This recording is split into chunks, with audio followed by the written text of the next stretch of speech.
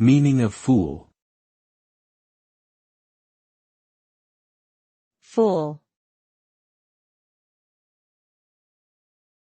Fool.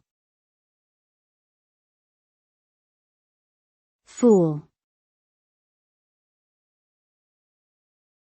Fool.